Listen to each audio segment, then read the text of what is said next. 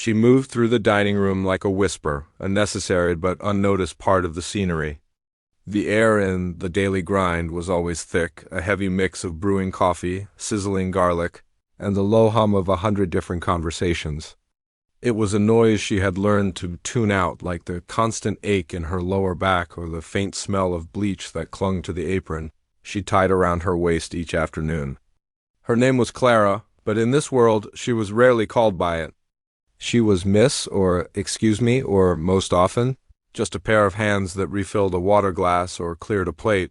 Her shift was a well-rehearsed dance of efficiency.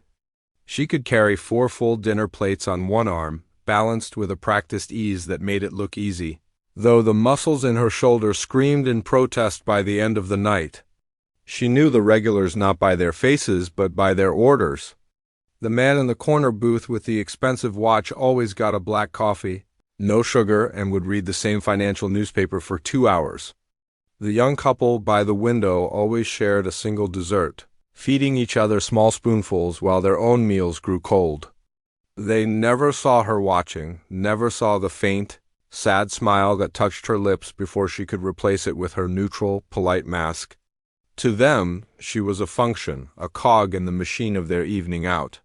She would appear, take their order, bring their food, and vanish, leaving behind only the faint scent of the kitchen. Today was particularly busy.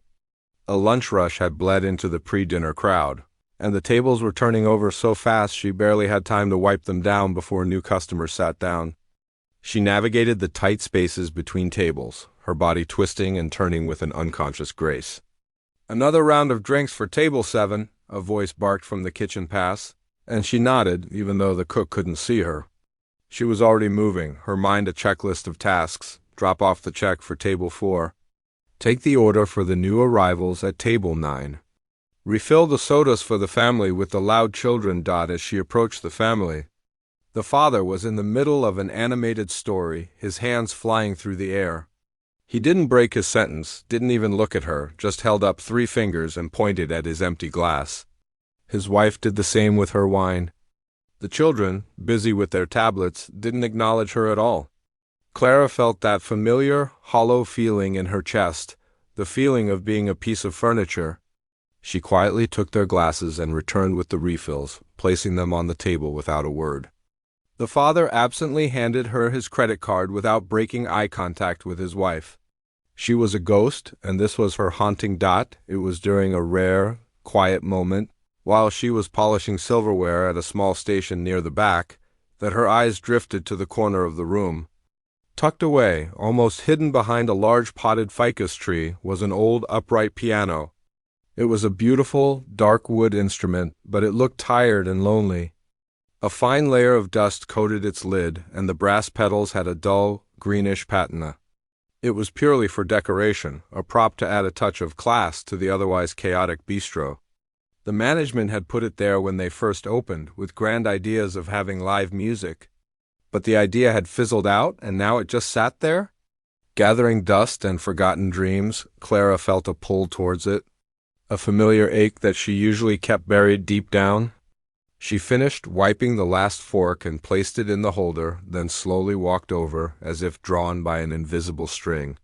She ran a finger along the smooth, cool wood of its side, wiping away a streak of dust. Her gaze fell on the keys, hidden behind a fallboard that was slightly ajar.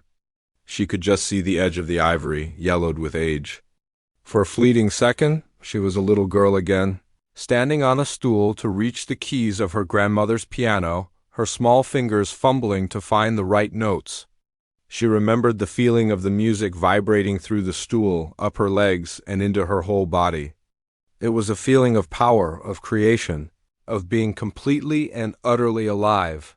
A loud crash from the kitchen shattered the memory, and she jumped back, pulling her hand away as if she had been burned. The manager strode past, giving her a look that said she should be doing something more productive. She quickly grabbed her polishing cloth and returned to her station, her heart beating a little faster. The dream was a dangerous thing.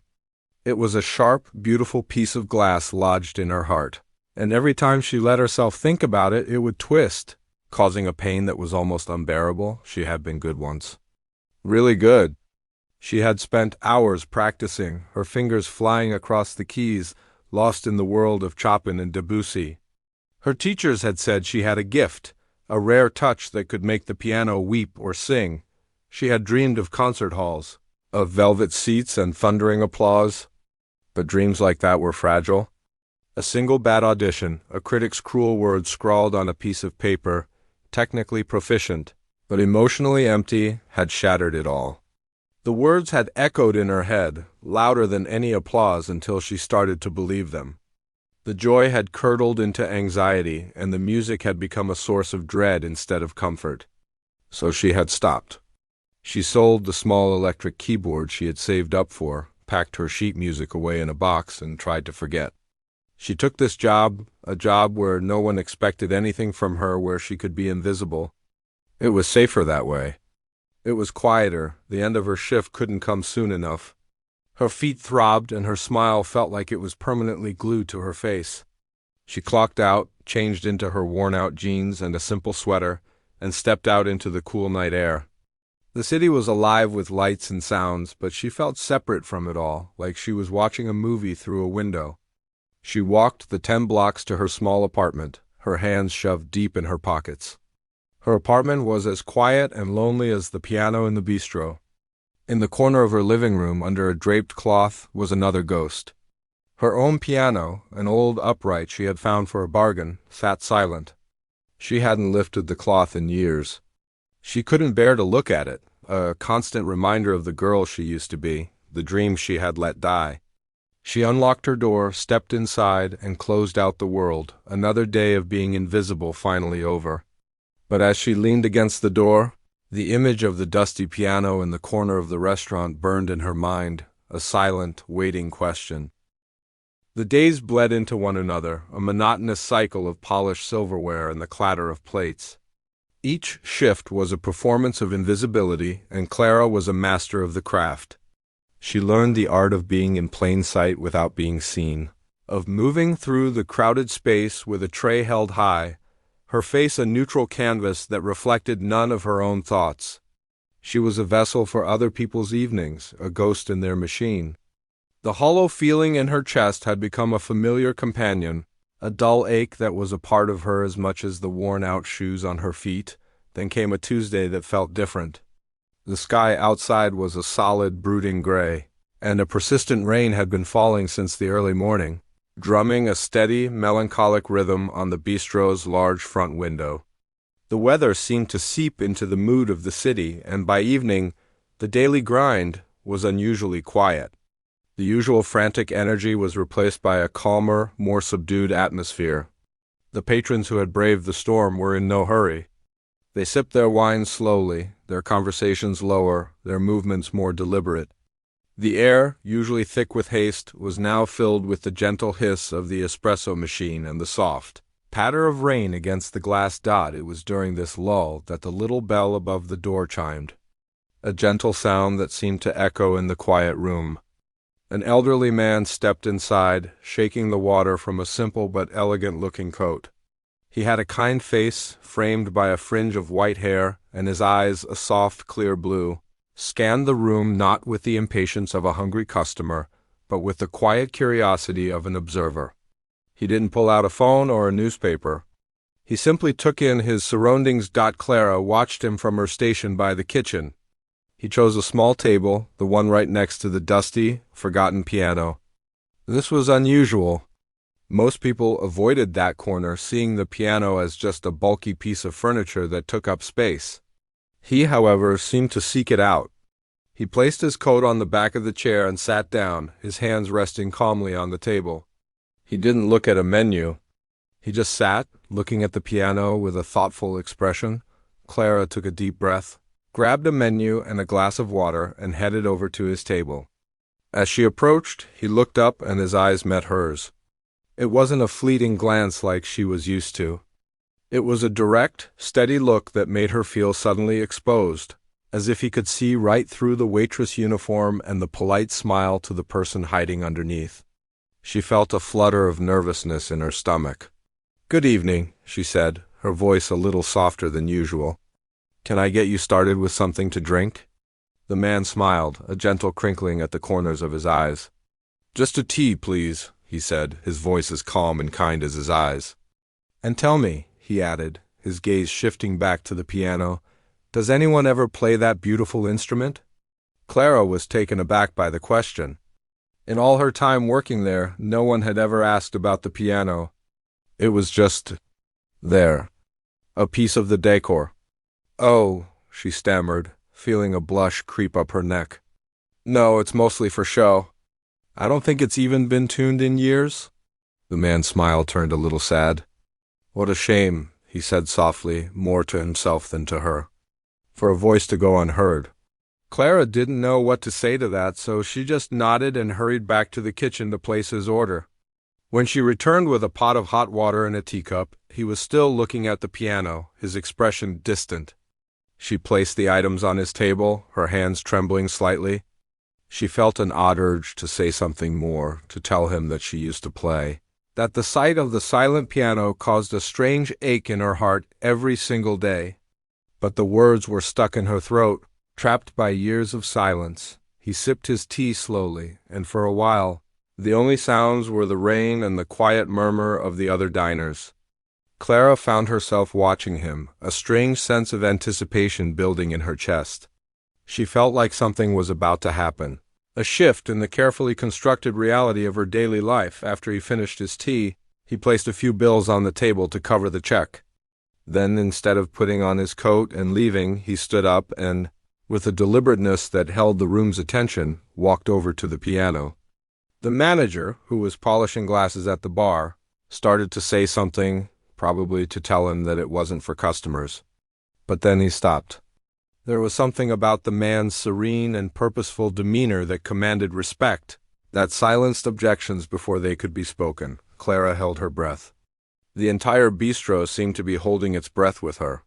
The man sat down on the worn wooden bench. He gently lifted the fallboard, revealing the yellowed ivory keys underneath. He flexed his fingers for a moment, and then his hands, though wrinkled and spotted with age, began to move. The first notes that filled the room were like a cascade of cool, clear water. It was a piece she recognized, something by Debussy, a name she hadn't allowed herself to think of in years. The melody was complex and beautiful, but it was the emotion behind it that was truly stunning. The clatter of cutlery faded into nothingness. The low hum of conversations died down to a whisper. One by one, heads turned from their plates and their companions. All eyes drawn to the corner of the room. Clara stood frozen by the kitchen door, her tray forgotten in her hands. The music was more than just sound. It was a living, breathing thing. It wrapped around her, filling every corner of the bistro, pushing out the indifference and the noise and replacing it with a shared, profound beauty. It was a key turning in a lock she had long forgotten, opening a door to a part of herself she had sealed away so tightly she had thought it was lost forever. The memory of the failed audition, the cruel words of the critic, flashed in her mind, emotionally empty, but they were washed away by the raw, powerful emotion pouring from the piano. She felt a sting of tears as the music swelled, a poignant, heartbreaking melody that spoke of loss and hope and the sheer beauty of being alive. It was the most human thing she had ever heard. When the final note faded, a profound, reverent silence hung in the air for a long moment before the room erupted in a wave of heartfelt, genuine applause. The silence that fell over the room was not an empty one. It was heavy, thick with anticipation. Every eye was on the old man, a stranger who had, with a simple act of sitting down, commanded the attention of the entire bistro. The manager, who had been half raising a hand in objection, now stood frozen behind the bar, a polishing cloth clutched in his fist. The clatter from the kitchen had ceased. Even the rain outside seemed to soften, as if leaning in to listen. Clara felt her own breath catch in her throat, her heart thudding a slow, heavy rhythm against her ribs. She was still holding her tray, but its weight was forgotten. All her focus was on the corner of the room, on the small, unassuming man and the large, silent piano. He ran his fingers lightly over the keys, a gesture so familiar and gentle it was like he was greeting an old friend. He didn't look at a sheet of music. There was none. He closed his eyes for a brief moment, took a soft breath, and then his fingers, wrinkled and spotted with age, began to dance. The first notes that bloomed in the quiet room were clear and bright, like tiny bells ringing in a distant valley. It was a sound that seemed to come from nowhere and everywhere at once, cutting through the lingering scent of garlic and coffee. The melody was simple at first, a questioning little phrase that hung in the air, but then it began to grow, weaving in and out of itself, becoming more complex, more insistent. It was a piece by Debussy, a name Clara hadn't allowed herself to think of in years, but she recognized it instantly. It was like hearing a language she had once been fluent in, a language she had tried desperately to forget. For Clara, the world dissolved. The tables, the people, the clinking glasses, it all faded into a soft blur. There was only the music. It wasn't just sound. It was a physical force. She could feel the vibrations of the deep bass notes travel through the floorboards, up her legs, and into her chest, where they resonated with a part of her she had long kept dormant. The melody was like a river, starting as a gentle stream and then gathering strength, flowing over smooth stones of harmony and swirling into eddies of complex chords. It was a story being told without a single word, a story of longing and of quiet joy. She saw the businessman in the corner slowly lower his newspaper, his eyes no longer scanning the stock prices but fixed on the source of the music. The young couple by the window, who had been bickering in low tones just moments before, fell silent. The woman reached across the table and took her partner's hand, their previous disagreement forgotten, lost in the shared beauty of the moment. Even the children at the loud family table stopped fidgeting with their tablets, their faces turned toward the piano, their expressions wide with wonder. The entire room was being held captive, not by force but by a gentle, irresistible magic. As the music swelled, Clara felt a knot tighten in her throat. The melody was speaking directly to her, unlocking a door inside her heart that she had bolted shut years ago. She was a teenager again, in her parents' living room, the afternoon sun slanting across the polished wood of their own upright piano. She remembered the feeling of her own fingers on the keys, the way the music would pour out of her, a pure and effortless expression of everything she felt but couldn't say. She remembered the pride in her teacher's eyes, the applause at school recitals, the dream of a life filled with this kind of beauty. But then, like a shadow, the memory of the audition came. The cold, sterile room, the stern-faced critics scribbling on their notepads, and the words spoken so casually yet so cruelly that had shattered her world. Technically proficient but emotionally empty. The phrase had been a poison, seeping into her soul, convincing her that she had nothing to say, that the music she made was a hollow shell. She had believed them. She had let their words silence the one thing that had ever truly felt like her own. But now, listening to this old man, she understood. The music wasn't empty. She had been the one who was empty. She had let fear and criticism drain the color from her world, leaving her a ghost moving through a gray landscape. The man's playing was the opposite of empty. It was overflowing with emotion. It was filled with a lifetime of memories of love and loss, of quiet mornings and lonely nights.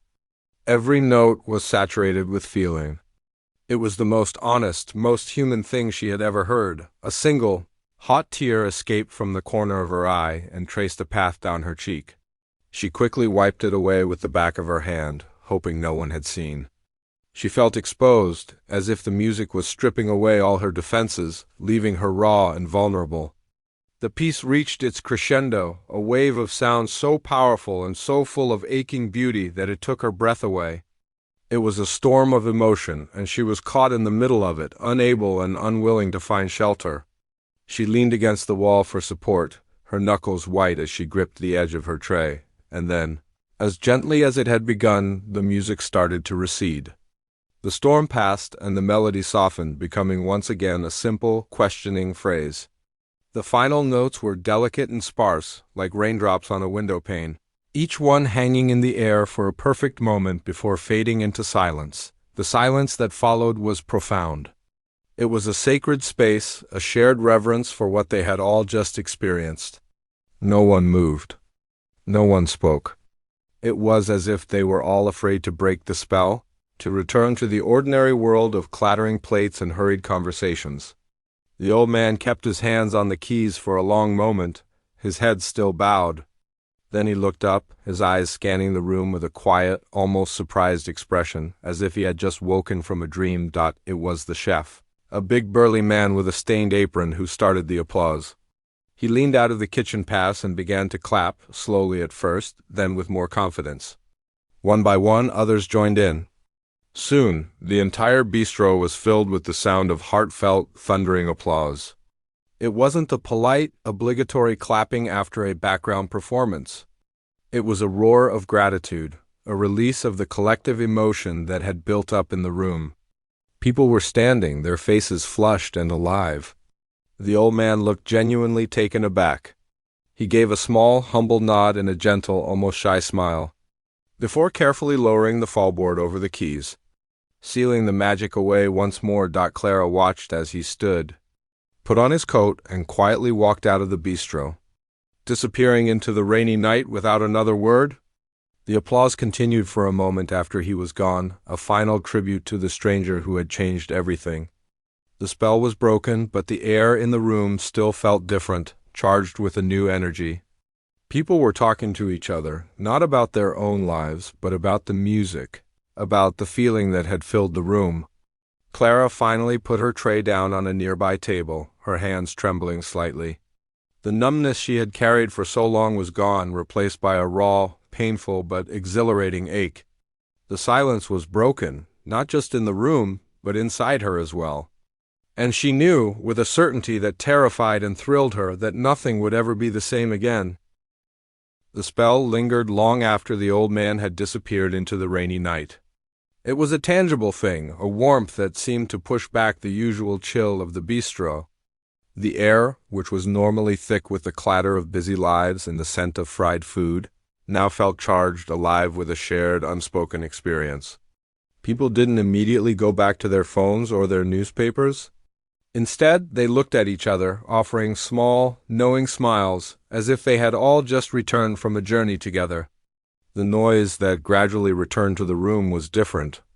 It was softer, more considered. The sharp, demanding tones were gone, replaced by a gentle murmur of conversation about the music, about the feeling that had filled the space. Clara stood frozen for a long moment, the tray still heavy in her hand. The numbness that had been her constant companion for years had been replaced by a raw, tingling sensation. It was like a limb that had fallen asleep and was now waking up, painful yet full of life. She took a deep, shaky breath and finally moved, her legs feeling unsteady beneath her. She began to clear the tables, her movements slower, more deliberate than usual. As she wiped down a small table near the window, she noticed the young couple who had been bickering earlier. They were now holding hands across the table, their faces turned toward each other, speaking in low, intimate tones. The music had healed something between them. If only for a little while. It was when she reached the corner booth that the first real ripple touched her. The man with the expensive watch and the financial newspaper was still there. He had folded his paper and was just sitting, staring at the empty piano bench. As Clara approached to clear his coffee cup, he looked up at her. For the first time, his eyes weren't looking through her. They were focused directly on her face. There was a warmth in them she had never seen before. That was something else, he said, his voice softer than she'd ever heard it. We're lucky to work in a place with magic like that. He paused, then added, I'm sorry, I don't think I've ever asked your name. Clara felt a jolt, a shock so profound it almost made her drop the cup. He was asking her name. Not Miss, not excuse me, but her name. She opened her mouth, but for a second, the word was stuck. It felt foreign, a name belonging to someone else, someone she used to be. Clara, she finally managed to say, her voice barely a whisper. Clara, he repeated, as if testing the sound of it. It's a pleasure to finally meet you, Clara. You do a wonderful job here. He gave her a small, genuine smile before gathering his things and leaving. Clara stood by the table, the empty cup in her hand, her heart pounding. He knows my name. It was such a small thing, but it felt monumental. It was a crack in the invisible wall she had built around herself. For the rest of her shift, she felt a change. When she refilled a woman's water glass, the woman looked up and said, "Thank you so much," and actually meant it. Another customer, a woman she had served 100 times, gave her a kind smile and said, "I hope you have a good night." These small acts of acknowledgement, which she had craved for so long, now felt overwhelming. She wasn't invisible anymore. The music had made her visible. When her shift was finally over, she went to clear the table where the old man had sat. He had left a generous tip, far more than the cost of his tea. But as she picked up the bills, she saw something else. Tucked neatly under the saucer was a small, folded piece of paper, torn from a notepad. Her hands trembled slightly as she unfolded it. The handwriting was a bit shaky, but the words were clear and strong. It read, "An instrument is only silent when the person meant to play it is afraid. Don't be afraid." Clara read the words again, and then a third time. They hit her with the force of a physical blow. Afraid. That was the word she had been avoiding for years. She had told herself she was over it, that she had moved on, that she didn't care anymore. But the truth was, she was terrified. Terrified of not being good enough, terrified of the judgment, terrified of feeling that same hollow ache of failure that had silenced her all those years ago. This stranger, this man who had played with such soul and freedom, had seen right through her. He had seen her fear. She carefully folded the note, slipped it into her pocket, and finished her closing duties. The walk home that night was different. The city lights didn't seem like a blur anymore. She noticed the way they reflected on the wet pavement, the sound of a distant siren, the laughter of a group of people walking past her. She felt a part of the world, not just an observer moving through it. The note felt like a warm weight in her pocket, a secret message meant only for her. When she unlocked the door to her small apartment, she didn't head straight for the shower like she usually did.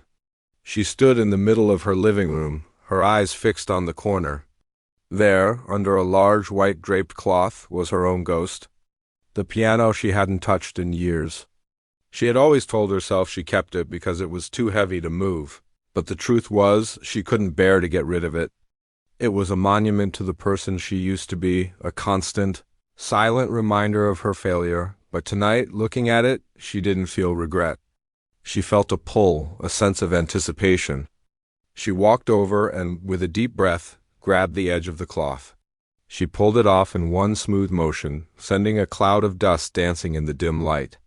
There it was. The keys were yellowed, a little grimy, but they were still there, waiting. She sat down on the bench, the same one she had cried on so many nights after she had quit. She lifted her hands, which felt clumsy and foreign, and placed her fingers on the keys. They were stiff, resistant. She pressed down on a single key in the middle of the keyboard. A sour, out-of-tune note echoed in the quiet room. It was imperfect. It was ugly. But to Clara, it was the most beautiful sound she had ever heard. It was the sound of a voice, her voice beginning to speak again. A tear slid down her cheek, but this time it wasn't a tear of sadness. It was a tear of release. She was no longer afraid. Or at least she was ready to try not to be. The change in Clara wasn't a sudden, dramatic event like a lightning strike. It was more like the slow, steady process of a flower turning towards the sun. It began in the quiet hours before dawn, in the small corner of her apartment that had been a graveyard for her dreams. The first few days were a struggle. Her fingers, which had become so adept at balancing trays and wiping tables, felt stiff and clumsy on the piano keys. The notes she coaxed from the instrument were often sour and hesitant, the sound of a voice that had forgotten how to speak. Her piano, like the one in the bistro, was out of tune, and the dissonance sometimes made her flinch, a painful reminder of how long she had let it sit silent, but she didn't stop. Every morning, an hour before her alarm was set to go off, she would slip out of bed and go to the piano. She started with the basics, simple scales and exercises that her old teacher had made her practice until she could play them in her sleep. At first, it was frustrating. Her muscles ached with the effort of remembering. But then, slowly, a flicker of the old magic returned. A scale would flow smoothly, a simple chord would ring out clearly, and a tiny spark of joy would ignite in her chest. She started to relearn the pieces she had loved, not with the goal of perfection, but with the simple desire to hear their melodies again. She played for herself, for the sheer pleasure of feeling the music vibrate through the floorboards and into her soul. This new morning ritual began to bleed into the rest of her day. At the bistro, something about her was different. She walked with a little more purpose, her back a little straighter. The neutral mask she wore had softened, replaced by a more genuine, peaceful expression. She found herself humming softly as she wiped down tables, the melodies from her morning practice spilling out into the busy restaurant. The other staff noticed. The cook in the kitchen, a gruff man who usually only communicated in grunts, gave her a small, approving nod one day when he heard her humming a Chopin nocturne. "That's a nice tune," he said before turning back to the sizzling pans. It was the first personal comment he had ever made to her. The customers noticed too. Or rather, they started to notice her. The invisible wall she had built around herself seemed to be crumbling. When she refilled a water glass, people would meet her eyes and smile. When she recommended a dish, they listened. The man with the expensive watch, who now knew her name, would always greet her with a warm, "Hello, Clara," and ask how her day was going. She was no longer just a function. She was a person, a presence in the room. The bistro, which had once felt like a cage, was starting to feel like a stage of a different kind, and she was learning how to perform on it, not as an invisible waitress, but as herself, the manager. A pragmatic man who was more concerned with turnover times than with the emotional well-being of his staff, also saw the change. He saw how customers responded to her, how the atmosphere in her section seemed calmer, more pleasant. He heard her humming one afternoon as she was setting up for the dinner rush. He watched her for a moment, a thoughtful expression on his face. He remembered the night the old man had played, the way the entire mood of the place had shifted. He saw a connection. One evening, as Clara was clocking out, he approached her. He seemed a little awkward, as if he wasn't used to having conversations like this. "Clara," he began, rubbing the back of his neck. I've noticed you've been humming a lot lately. You have a good ear for melody." Clara felt a blush creep up her neck, surprised by the compliment. "I used to play a little," she admitted quietly. The manager nodded. "I thought so. Look, Thursday nights are usually pretty slow for us. We were thinking of trying something to bring in a little more business. Some live music, maybe?" He paused, looking over at the dusty piano in the corner. "Think that piano might want to share a voice now and then? We can't pay much, but—" Clara's heart leaped into her throat. "Play here, in front of all these people?" The old fear, the cold shadow of the critic's words, wrapped itself around her. Emotionally empty, but then she thought of the old man, his gentle smile, and the note in her pocket. "Don't be afraid." She took a deep breath. "Okay," she said, her voice surprisingly steady. "I'll do it." The next few days were a flurry of nervous energy. She practiced with a new intensity, not just for herself, but for an audience. She decided not to play a complex, showy piece. Instead, she chose a simple, haunting melody that she had always loved, a piece that felt less like a performance and more like a conversation. She wanted to share a feeling, not just a series of notes. Thursday evening arrived. The bistro was indeed quieter, with a smaller, more intimate crowd. Clara had finished her serving duties early, and now she was standing by the kitchen, her hands clammy, her heart hammering against her ribs. She looked out at the diners. There was the man with the watch, giving her an encouraging thumbs up. There was the young couple, smiling at her. The cook gave her a nod from the kitchen pass. They were all waiting. For her, she walked over to the piano and sat down on the bench. It felt different from her bench at home. This one was in the center of a room under the gaze of dozens of people. For a moment she was paralyzed. The memory of the failed audition was so vivid she could almost smell the sterile room. But then she closed her eyes and took a breath, just as the old man had done. She remembered the feeling of his music, the way it had filled the space and connected everyone in the room. She wasn't here to prove anything to a critic. She was here to share a piece of herself. She placed her fingers on the keys and began to play.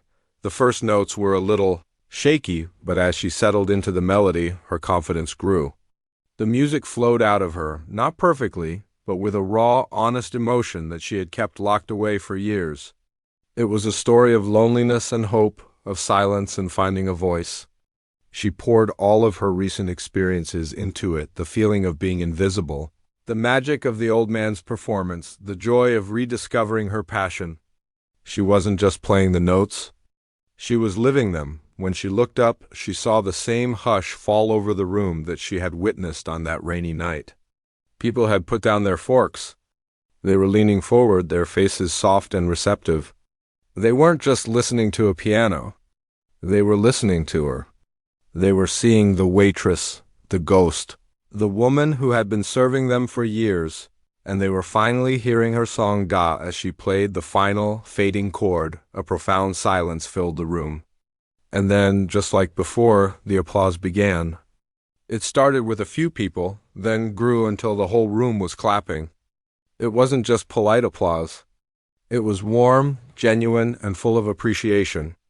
They were clapping for her, for Clara. She stood up and gave a small, tearful bow, her heart overflowing with a gratitude so deep it felt like it might burst. She didn't become a famous concert pianist. She didn't quit her job. But everything had changed. She continued to work at the bistro, and she continued to play on Thursday nights. The slow nights soon became the busiest, as people came specifically to hear the waitress who played the piano. She was no longer just Clara the waitress or Clara the musician. She was both, and she was finally completely whole. She had found her voice not in a grand concert hall, but in the small, everyday space where she had once felt most invisible, turning a place of work into a place of magic, one note at a time.